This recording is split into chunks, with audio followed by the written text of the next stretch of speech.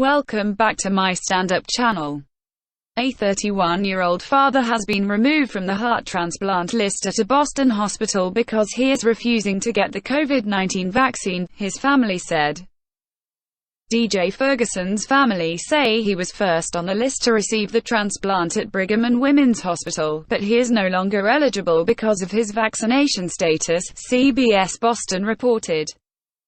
His father, David Ferguson, said his son, who is fighting for his life in the hospital and is in desperate need of the transplant, doesn't believe in the COVID-19 vaccine. It's kind of against his basic principles. He doesn't believe in it. It's a policy they are enforcing, and so because he won't get the shot, they took him off the list of a heart transplant, David told the outlet. My son has gone to the edge of death to stick to his guns, and he's been pushed to the limit. Ferguson has 2 children and is expecting a third with his partner Heather, according to a GoFundMe page set up for him. Brigham and Women's Hospital, which is a Harvard teaching facility, said research had shown transplant recipients were at a much higher risk of dying from COVID compared to non-transplant patients. We do everything we can to ensure that a patient who receives a transplanted organ has the greatest chance of survival, a spokesperson told the Post. Our Mass General Brigham healthcare system requires several CDC-recommended vaccines, including the COVID-19 vaccine, and lifestyle behaviors for transplant candidates to create both the best chance for a successful operation and to optimize the patient's survival after transplantation. Given that their immune system is drastically suppressed, patients are not active on the wait list without this. The hospital's policy requiring recipients to have the COVID-19 shot is in line with many other transplant programs across the U.S., the spokesperson added. The Centers for Disease Control and Prevention also recommends that immunocompromised people, which includes organ transplant recipients, be vaccinated because they are especially vulnerable to COVID.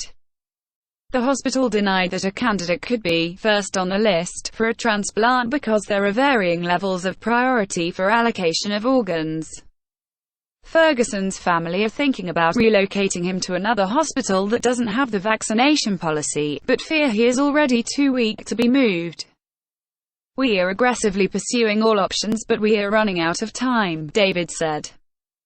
The family said the care he's received so far at Brigham and Women's Hospital has been great, but his relatives can't ignore Ferguson's beliefs. I think my boy is fighting pretty damn courageously, and he has integrity and principles he really believes in, and that makes me respect him all the more, David said. It's his body. It's his choice. Ferguson has been hospitalized since November ever since his lungs started filling with blood and fluid due to a hereditary heart issue, the GoFundMe page said. The fundraiser said that his resistance to the vaccine also has to do with his fears of heart inflammation, which health officials have said in rare cases have been associated with the shots. But in the J's case, he cannot afford for his heart to swell any more than it already is right now.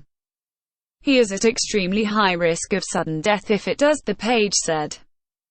We have had many conversations with the doctors, who confirmed that his heart could swell and go into severe crisis, but they can't guarantee anything, and it's a choice we will have to make if he wants to be listed. Both Ferguson and his partner Heather, who are self-employed, have been unable to work since he was admitted, according to the site.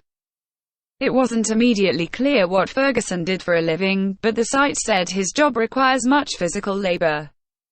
Ferguson isn't the first patient to be denied a transplant due to his vaccination status. Colorado woman Leilani Lutali was removed from the kidney transplant list in October because she, and her donor, hadn't been vaccinated.